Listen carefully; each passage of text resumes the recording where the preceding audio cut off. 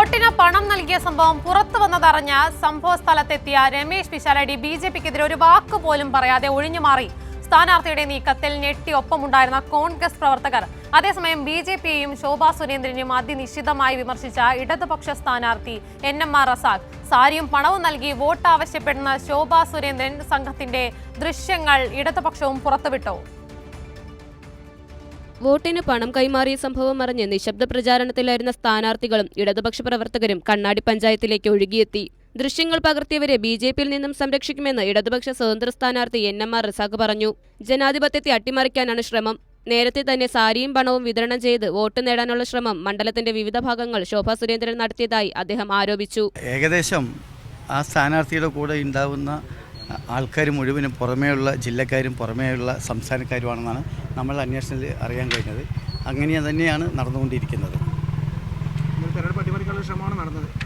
തീർച്ചയായിട്ടും ജനാധിപത്യത്തെ അട്ടിമറിക്കാനുള്ള ശ്രമമാണ് നടന്നുകൊണ്ടിരിക്കുന്നത്. കാരണം ജനാധിപത്യ വ്യവസ്ഥിതിയിൽ ഇങ്ങനെയൊരു സംഭവം ഇല്ലല്ലോ.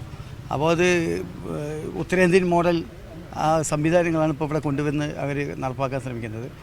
അതിനെതിരായിട്ടുള്ള പ്രതികരണം തീർച്ചയായും പാലക്കാടൻ ജനത കൊടുക്കും എന്നുള്ളത് തന്നെയാണ് പറയാനുള്ളത്. അതേസമയം സ്ഥലത്തെത്തിയ UDF സ്ഥാനാർത്ഥി രമേശ് പിഷാരടിയെ സംഭവത്തെ അപലപിക്കാൻ പോലും തയ്യാറായില്ല.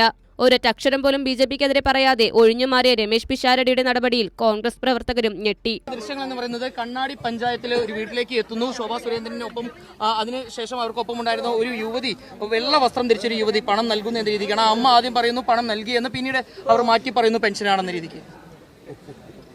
ഞാൻ തിരഞ്ഞെടുപ്പ് പെരുമാറ്റച്ചട്ടങ്ങൾക്ക് വിധേയനായിട്ട് നിൽക്കുന്ന ഒരാളാണ് എന്നുള്ളത് കൊണ്ട് ഇപ്പോഴത്തെ സാഹചര്യത്തിൽ എനിക്ക് പലതിലും പ്രതികരിക്കാൻ ബുദ്ധിമുട്ടുകളുണ്ട്. ഒരുപാട് നിയമങ്ങൾ അതുമായി ബന്ധപ്പെട്ടുണ്ട്. അതുകൊണ്ട് നന്ദി.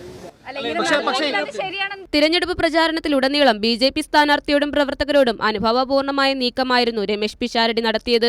പല വിഷയങ്ങളും ബിജെപി അനുകൂല നിലപാടെടുത്തത് നേരത്തെ തന്നെ പുറത്തുവന്നിരുന്നു. കൈരളി ന്യൂസ്, പാലക്കാട്.